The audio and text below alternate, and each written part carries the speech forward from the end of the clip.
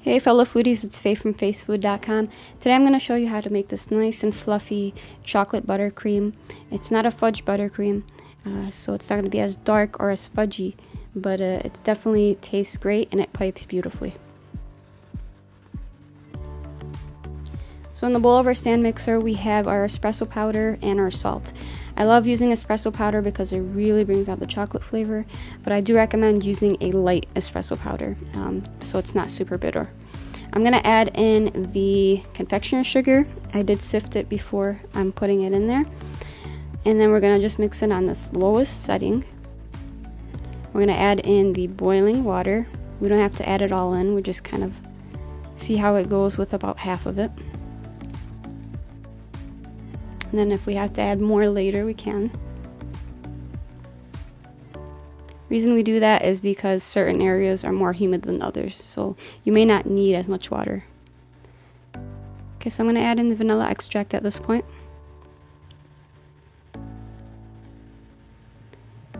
And mix that on low.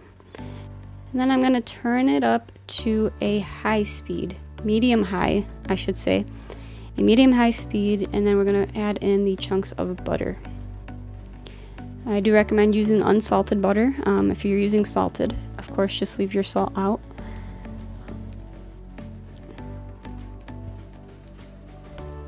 And you can see the consistency looks like baby food or like oatmeal. It's not really appetizing at this point, but it's going to get there.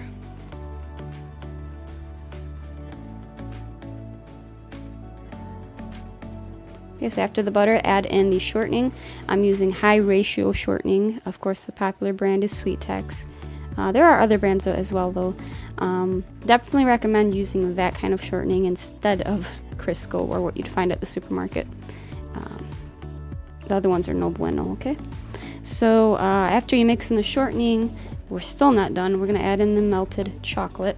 I'm using a mix of semi-sweet, bittersweet, and milk chocolate. You can use any combination or any one you'd like. Of course, after you melt the chocolate, you want it to cool for just a little bit so that you're not just melting the butter.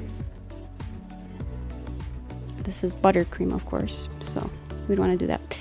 So after you add in the melted chocolate, you want to go ahead and give it a mix on a medium-high speed.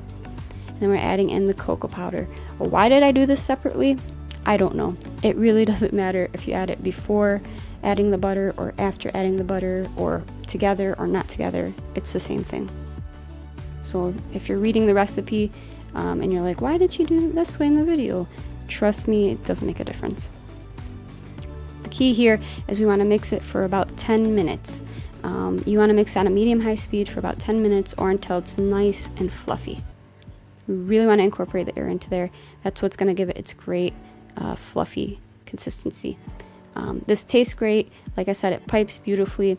It holds up well against heat, and it's just great because you can adjust it. You can add more sugar if you want it sweeter, more melted chocolate if you want it chocolatier. Chocolatier? Not a word.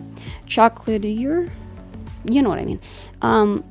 It's just great in general. So you can see how easy it was to make. Give this a try. For the full recipe, go to facefood.com, like this video, comment below for any comments or questions, subscribe to this channel for more good videos on the way. You can see I used my buttercream for this salted caramel chocolate cupcake. It was really, really good.